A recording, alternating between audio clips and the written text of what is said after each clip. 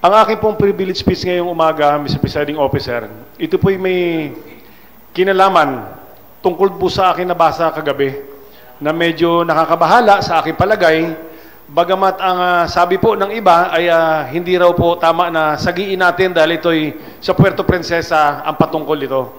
Pero tandaan po natin na ang Puerto Princesa ay nasa lalawigan din ng Palawan. At ang Puerto Princesa po ay kasama ng munisipyo ng Aborlan sa 2nd distrito ng Palawan. So ang pananakit o pagsagi mo sa kapatid naming syudad na kasama naman sa 2nd distrito, sa pakiramdam ko po ay karapatan ko rin magsalita para bigyan ng proteksyon hindi lamang yung Puerto Princesa, bagkus yung lahat ng mga mamamayan ng Palawan. Ito po ay patungkol sa inilabas ng isang nagngangalang Imelda Swihart. Hindi ko siya kilala, ang hirap basahin ang apelido, Mr. Presiding Officer. Siya po ay naglabas ng kanyang sentimento at nais kong basahin sa inyo. This is a sentiment I have in Puerto Princesa. No shade, just truth. Pero bakit walang magaling na baker sa Puerto Princesa? Pwede na ang lasa, pero cakes, pastries, medyo hindi talaga swak sa panlasa ko. Walang gumagawa ng kakaiba dito. Puro insimada na hindi fluffy or mga tsakang kanto bread-like. Tsaka means hindi masarap or it's a negative description. Does somebody out there understand the beauty and yumminess of a soft and fluffy bread or high-quality cake? I'm not sorry for saying this, but there is no good cake baker here. Wala raw po magaling na baker sa Puerto Princesa. Unfortunately, lahat lasang 3 weeks nang nakadisplay. Yan po ay tahasang paninira. Maliwanag na paninira na sabihin mo na 3 linggo na nakadisplay ang lasa ng tinapay sa Puerto Princesa. At margarine ang gamit sa cake. Margarine ang labanan sa Puerto. Puro lang gamit ng icing, walang creativity, walang taste, walang travel experience. Parang hindi nakapag-Maynila. Masyado naman tayo nilait niyan, Mr. Presiding Officer, yung mga baker natin at mga panaderia rito. Malalaking establishment pa naman. Na-try na kaya nila ang Contis or Mary Grace? Aba, oo naman.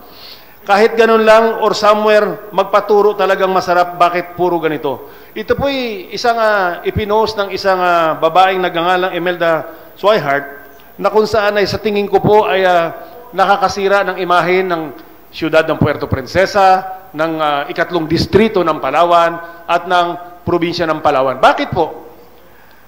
Tandaan po natin na ang Palawan po at ang Puerto Princesa ay #1 travel destination. Kung ito'y sisirain mo, aba, maraming Palawenyo ang maaapektuhan dito. Hindi lamang taga Puerto Princesa.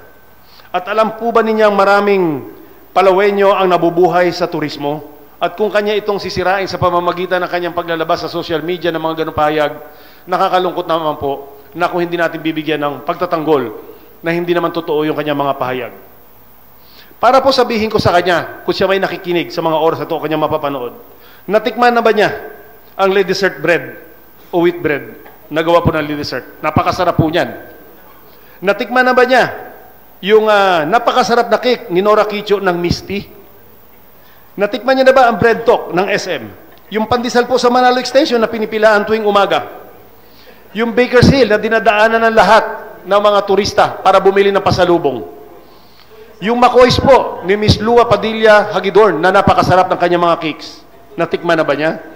Yung Divine Sweets, yung pong Mads Kitchen ng Hotel Centro. And lastly, ang ipinagmamalaki po namin ni Board Member Marivic Rojas, yung napakasarap na Biboy Siopaw and Cakes. Hindi pa ho niya natitikman yan. Kaya kung lalaitin niya lahat ng panaderia sa Puerto Princesa, tingin ko po ay foul na laitin niya ang mga panaderia at panadero. Sino po ba ito si Imelda Bautista Swihart? Better known by her former screen name as Amy Hart, born May 29, 1995, is a Filipino-German actress, model, singer, songwriter, composer, businesswoman, and a former beauty pageant title holder who was crowned Miss Philippines Earth 2016. She competed at the Miss Earth 2016 pageant at the Mall of Asia in Manila, where she became the 3rd representative of the Philippines to not place sa Miss Earth. Ano po? Sa akin po, maaari sarili niyang opinion yan at yan po ay igagalang natin. Pero sana naman maging maingat siya sa paggawa ng mga kontrobersya. Yung pong pagiging impluensya ng social media sa ating lipunan ngayon. Alam po natin kung gaano kalaki yan.